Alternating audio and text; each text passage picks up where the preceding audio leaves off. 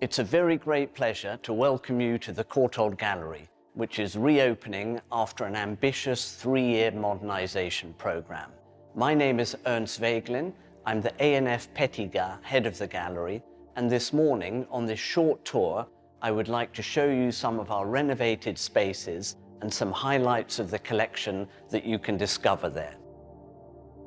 We begin the tour in the John Brown entrance hall. In the 18th century, the architect, William Chambers, designed this part of the building for the Royal Academy, and the entrance hall welcomed crowds of visitors who ascended the spiral staircase to enjoy the Royal Academy's annual summer exhibition.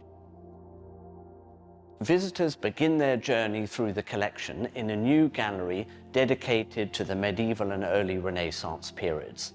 This space used to be a collection store, and we've transformed it into a beautiful setting for some of the early masterpieces from the collection. Alongside great gold ground paintings from Northern and Southern Europe, there are showcases with exceptional medieval ivory carvings and a selection of works from the Courtauld's important collection of Islamic metalwork. Coming into the room, visitors are greeted by an exquisite work painted in 1348 by the Florentine artist Bernardo Daddi. This 3-part work, or triptych, is an outstanding example of a devotional painting made for private use, and it's remarkable for its lively details as well as its use of expensive pigments and thin sheets of pure gold. Right next to the medieval gallery is the Gilbert and Ildiko Butler Drawings Gallery. The Courtauld has a collection of some 7,000 drawings, and this space means that visitors to the gallery will always find a selection of wonderful drawings on display. Our opening presentation is of British works on paper and ranges from the 17th century to the 20th century. The display includes a wonderful group of British watercolours, including this impressive watercolour by Edward Days, made in 1788. It shows Somerset House viewed from the River Thames in the years immediately following its construction.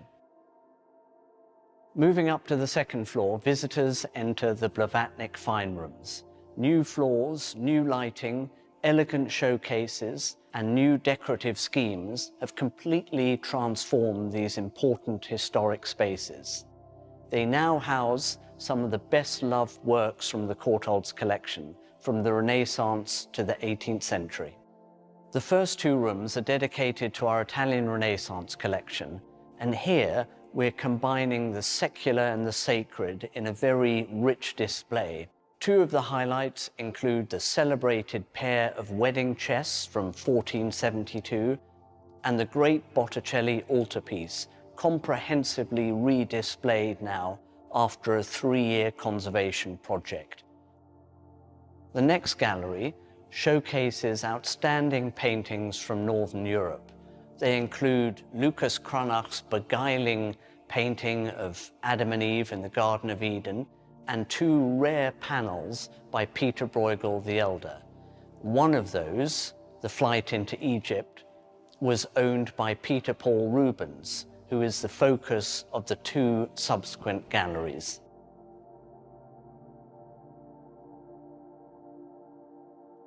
Rubens is the star of these galleries. One of my very favorite pictures is Rubens's portrait of the family of Jan Bruegel the Elder. Bruegel was a close friend of Rubens, and the artists collaborated on some paintings, and this is a beautiful picture of family and friendship. It hangs next to a very different picture, The Landscape by Moonlight, a lyrical vision of nature painted by Rubens towards the very end of his life for his own private enjoyment. The final gallery in the suite of Blavatnik fine rooms is dedicated to the 18th century. It includes paintings by Goya and Reynolds and Tiepolo, and a beautiful, intimate portrait by Thomas Gainsborough of his wife, Margaret. Altogether, the beautiful Blavatnik fine rooms have revitalized our ability to show this earlier part of our collection.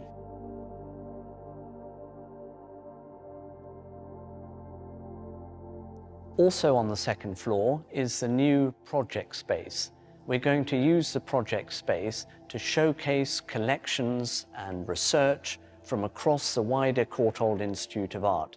And we start with a display of photographs taken in northern Iraq in the 1940s by the British photographer Anthony Kirsting. They come from the Courtauld's little-known photographic collections. Arriving at the top of the staircase on the third floor, visitors discover this work by the contemporary artist Cecily Brown, commissioned especially for the reopening. It's the first time that a painting has been shown in this location for over 200 years. This painterly dreamscape of art and inspiration includes some subtle references to works in our own collection, including Manet's Déjeuner sur l'herbe, which is one of the key pictures in our early Impressionist gallery.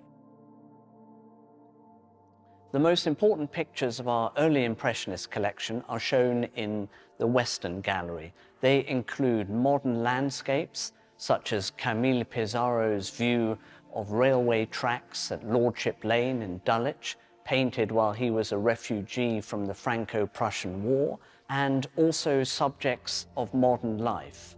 One of the highlights of the display here is Renoir's celebrated view of a couple sitting in a theatre box called La Loge. It was included in the first Impressionist exhibition in 1874 and was one of Samuel Courtauld's favourite paintings.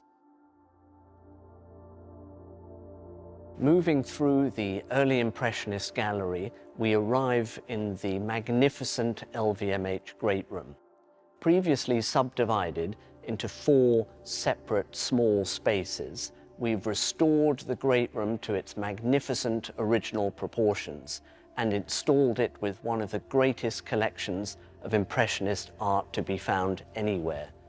This combination of this soaring space with these extraordinary pictures will be one of the unforgettable experiences for anyone visiting the Courtauld Gallery.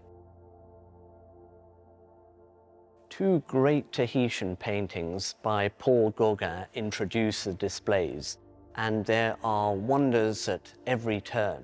7 paintings by Paul Cézanne, including Montagne Saint-Victoire and The Card Players, masterpieces by Seurat and Modigliani and Toulouse-Lautrec, Renoir and others, but perhaps most famous of all is Manet's great last masterpiece, A Bar at the Folies Bergère. It was painted in 1882, the year before he died, and is the summation of his project to be the painter of modern life. The enigmatic, unknowable barmaid, Suzanne, presides over this gallery as if she were a sort of Mona Lisa of modern life. Another famous picture on display in the Great Room is Vincent van Gogh's self-portrait with bandaged ear. It was painted in January 1889, just weeks after the artist had severed part of his left ear following a violent quarrel with the painter Paul Gauguin. This extraordinary and poignant work will be the starting point for a major exhibition which the Courtauld is organising in February of next year, focusing on Van Gogh's self-portraits. All of the paintings on display in the LVMH Great Room were previously shown on the second floor of the gallery, where they were lit with individual picture lights and hung off chains. And to be able to show them here in the Great Room with natural light directly on the walls makes them feel completely reborn, and I think visitors will fall in love with these pictures all over again. We're thrilled to have 2 new spaces for our temporary exhibition programme. The Denise Coates exhibition galleries open with a display of a new gift of modern and post-war drawings made by Linda Karshan in memory of her husband, Howard Karshan, and includes works ranging from Kandinsky and Klee to post-war masterpieces by Georg Baselitz and Cy Twombly and others. We're also delighted to have for the first time a dedicated space for the display of paintings and decorative arts produced by the Bloomsbury Group artists, Vanessa Bell and Duncan Grant and Roger Fry and others.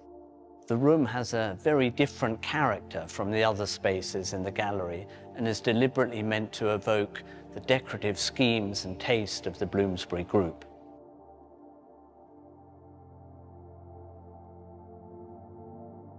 The visitor's path through the collection concludes in the Katja and Nikolai Tangen 20th Century Gallery. Here, visitors will be able to discover the largest painting in the collection. It is Oskar Kokoschka's expressive and imposing triptych on the myth of Prometheus. It was painted in 1950 and we haven't shown it in over 15 years. So it's an exciting opportunity to see one of the major 20th century paintings in the Courtauld's collection. Our ambition in embarking on this project was to create a gallery like no other, where works of international quality could be enjoyed in an inspiring historical setting, and where rich and varied displays would provoke curiosity and delight. I very much hope that you enjoy it.